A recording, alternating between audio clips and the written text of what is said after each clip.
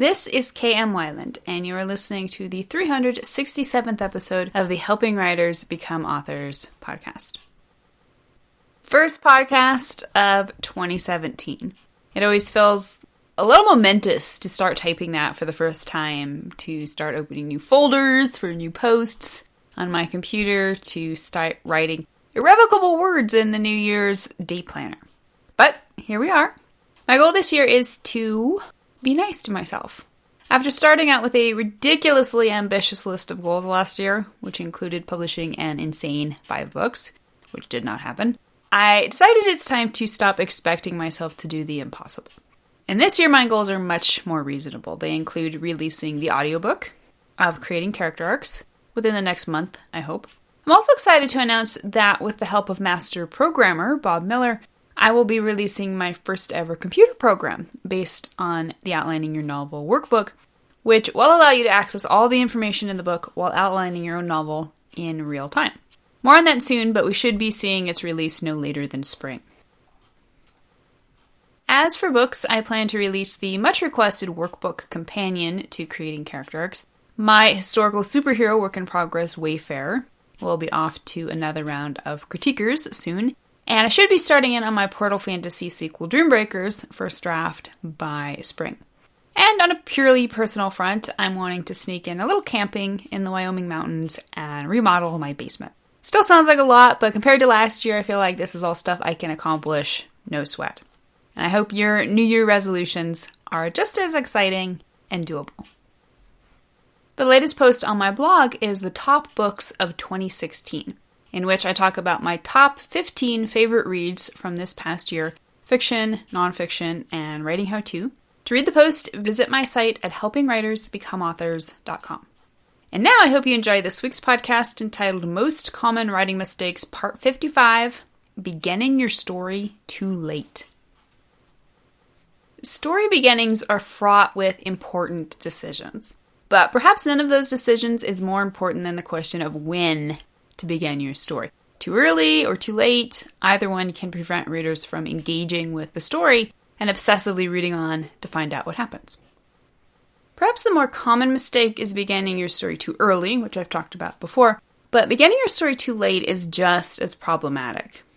As a reader, Abby, commented to me, "In my story, I don't really have the problem of having started too early. I feel like I haven't started early enough.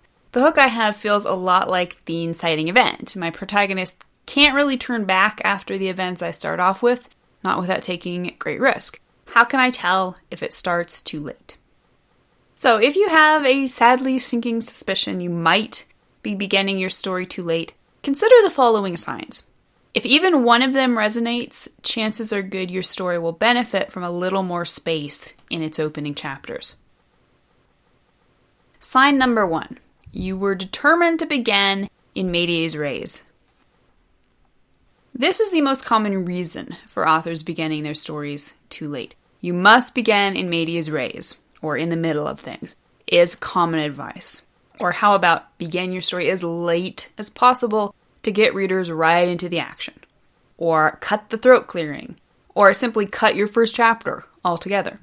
Although none of this is inherently bad advice, it can lead authors to the misconception that they're supposed to chop out the majority of their story's important setup. And the result is a story that feels about the same as when you start watching a TV show in the second season. Something's missing. Sign number 2. Your characters hit the ground running and never look back.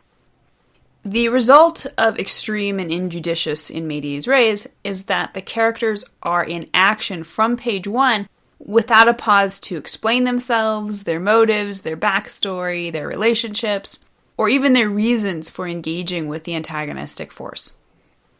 Too often in today's MTV-influenced entertainment world, the emphasis on fast pacing and quote-unquote action leads authors to believe readers will be bored by all that background/setup stuff. If we don't give readers car chases, shoot-em-ups, steamy romance, and smart-talking heroes every single paragraph, then surely they'll glaze out and return to watching How It Should Have Ended on YouTube. While it's definitely true you need to craft a gripping opening that relentlessly grabs readers' attention, the ironic part is that without the necessary setup in the beginning of your book, readers are even more likely to grow bored and give up. All this background setup, subtext stuff is what provides the foundation for character building, which is what creates fascinating characters readers can identify with, which is what keeps them from ignoring all those attention-sucking notifications popping up on their phones. Sign number 3. Your characters never really experience a quote-unquote normal world. Authors sometimes get fidgety about the idea of introducing a normal world in their story's opening. Normal is so boring, right? The first thing to understand about the normal world is that it doesn't necessarily have to be normal in the same sense as our own world. Normal doesn't mean mundane or everyday. It's only normal in contrast to the adventure world the character will be entering in the second act after engaging the main conflict. The normal world is meant to provide contrast with all the interesting scrapes and stakes of the remaining 3/4 of the story. Without this contrast, the adventure world will fail to seem quite so adventurous. But isn't the normal world still a poor way to hook readers? Not at all. Done skillfully, the portentous sense of irony within the normal world, as it sets up the changes to come, is an incredibly effective way to hook readers' curiosity and pull them deeper into the character's plight. Sign number 4. Your characters feel undeveloped.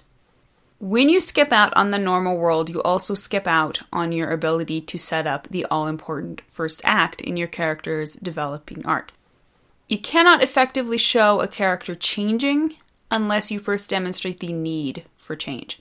A well-developed first act gives you the opportunity to show readers who your character is before he encounters the adventure of the main conflict. Without this setup, characters will too often start out feeling fully formed, as if readers missed out on the most interesting part of their growth.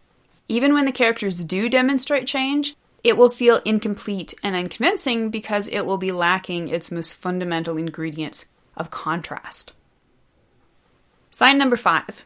Your subsequent first act turning points are comparatively weak. When you begin your story at full throttle, how can you possibly hope to raise the ante from there? There's a reason story theorists talk about rising action. Readers expect a story to only get hotter as it goes. If you spend all your big bucks in the beginning and have nothing but change left for the climax, readers will be disappointed. In fact, the bigger your opening, the higher their expectations for the rest of the book, and the greater their disillusionment if those expectations are met with a fizzle instead of a bang. One of the easiest ways to know if you've given readers too much too soon is to look at the rest of your first act. You should be seeing a steady rise in tension and action. The first act is composed of 3 important turning points: the hook in the first chapter, the inciting event halfway through at the 12% mark, and the first plot point at the juncture between first act and second act at the 25% mark. Each of these road marks should demonstrate a steady rise in stakes and activity until the whole thing breaks wide open at the first plot point and hurtles the protagonist into the main action of the second act. If you begin your story too late, you're probably beginning with an event that would have been more properly placed later in the first act, as Abby talks about in the question at the beginning of the post. If you begin with your story's inciting event or first plot point, you'll be throwing off your entire structural arc, and you'll be struggling to compensate the pacing right from go. Not fun for you, and not fun for readers. Sign number 6. You run out of steam halfway through the story. By the same token, if you begin your story by leaving out the crucial beginning section, you'll likely find that even if you manage to make it through the first act, your entire story will begin to fizzle out about halfway through. Either your character will find himself in the final confrontation with the antagonist way too soon, or you'll realize you have to start throwing in unnecessary delaying scene after delaying scene to prevent him from reaching this looming climactic scene. Beginning your story in the right spot isn't only about choosing the optimal scene to hook readers. Just as importantly, it's about choosing the right scene to properly set up the sequence of scenes to follow throughout the entire remainder of the book. Choose wrong in the beginning, and it will affect everything you write after that.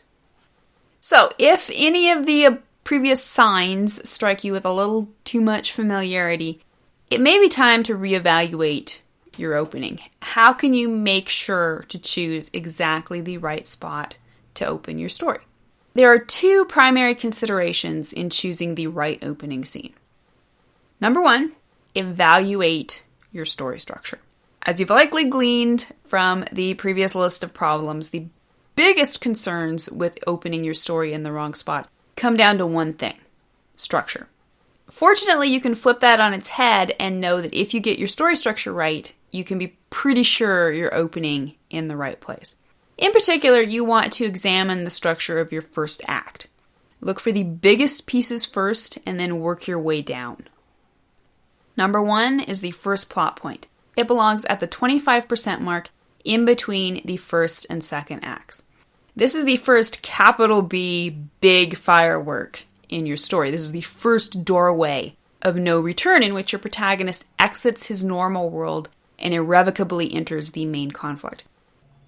This is typically a dramatic and memorable scene. It could be the character loses someone he cares about. The character could arrive in a new setting. Or the character could be entering a new relationship. Or any host of other life-changing circumstances. The point is they are life-changing.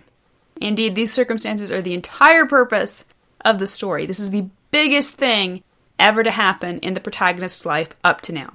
This is why you're telling this story and not some other moment in his life. As such, you optimally want the first plot point to also be the biggest moment in the story up to this point. If the opening chapter is bigger, you probably began too late and need to back off to provide some context. First act event number 2, the inciting event. It belongs at the 12% mark halfway through the first act. The inciting event is the moment when your protagonist experiences his first substantial encounter with the main conflict. This is the call to adventure, in which he is quote-unquote summoned by the primary adventure, but either personally resists engaging with it or is prevented by some outside circumstance. It could be that the character is offered something he wants, but is held back by fears or responsibilities. Or it could be that the character leaves his normal world unhappily, or at least with others unhappy on his behalf. Or it could be that the character officially meets a person who will change her life. This is the moment that sets up the big fireworks of the first plot point. As such, it's rarely as big as the first plot point, but should also be bigger than what has come before. From this point until the end of the first act, the intensity, action, and stakes will be steadily rising, leading to that point of no return. It's a common misconception that you should begin your story with the inciting event. After all, isn't that the first thing of importance to happen? Isn't this the first domino in your plot's row of dominoes? Yes and no. Yes, it's the first time the character directly engages with the conflict, but it's rarely the first pertinent event. Stories almost always require a little context in order for the call to adventure to make sense. And there will usually be a series of 3 to 6 events laying the groundwork for this moment and those to follow. And the third signpost in the first act is the hook. And this belongs at the 1% mark in the first chapter. The hook is the very first domino you need in order for the inciting event and first plot point to make sense. It is an event that is pertinent to the main conflict, but also one that introduces the character in his normal world as he is before his life is changed by the main conflict. This could be the character unwittingly obtaining an object or information the antagonistic force wants. Or it could be the character's world being endangered by the antagonistic force in some comparatively small way for the first time. Or it could be the character demonstrating something that's lacking in her life. Will this be a low-key scene?